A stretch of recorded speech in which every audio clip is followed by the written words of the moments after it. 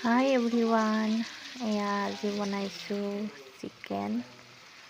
আজি অকণমান মাংসখিনি অলপ বেলেগ ধৰণেৰে বনাম, টাৱাত বনাম। কেৰাহীত বনোৱা নাই।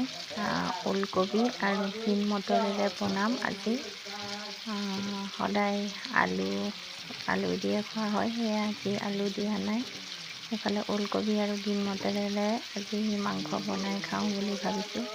আহকচোন ভিডিঅ'টো আৰম্ভ কৰোঁ, চাই থাকিব আপোনালোকে মই কেনেকৈনো মাংসখিনি বনালোঁ।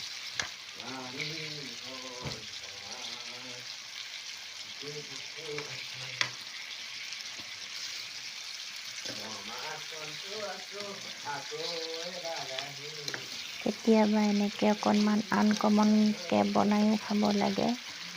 আপোনালোকে হয়তো ভাবিছে এইজনীয়ে কি বনাইছে এইবিলাক গ্ৰীণ মটৰ আৰু ওলকবিৰ লগত মাংস বুলি, কিন্তু মই অলপ আজি ভাবিলোঁ বেলেগ ধৰণে বনাই খাওঁ, এনেকৈনো কেনেকুৱা লাগে।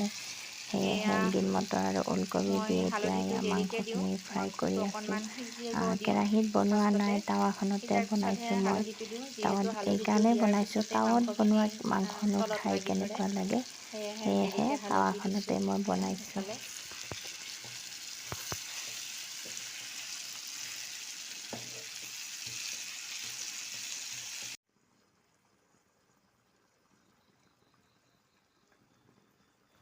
এইফালে অকণমান মাংস ভালদৰে সিজিবৰ কাৰণে পানী দিছোঁ। বেছি জোলো নবনাওঁ, অকণমান জোল কৰিম। যিহেতু মাংসৰ পিচকেইটা ডাঙৰ ডাঙৰ, সেয়েহে পানী দি ভালকৈ সিজাব লাগিব। আৰু আপোনালোকে ব্ৰইলাৰৰ মাংস কেনেধৰণেৰে বনাই কমেণ্ট কৰি জনাবচোন মোকো।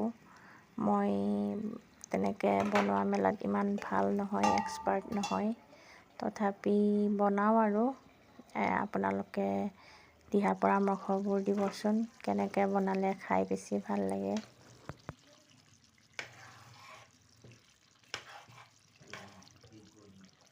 ইফালে এয়া মাংস সিজিবলৈ লৈছে, আৰু অকণমান সিজিলে মই নমাই থ'ম।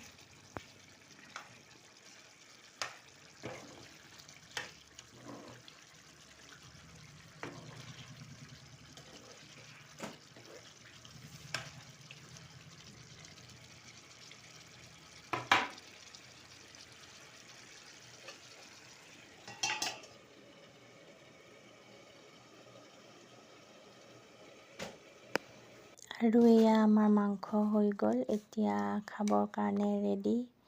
এয়া ল'ৰাৰ কাৰণে সজাইছোঁ মাংস আৰু ভাত। মাংস থাকিলে সি বেলেগ বস্তু একো খাব নিবিচাৰে,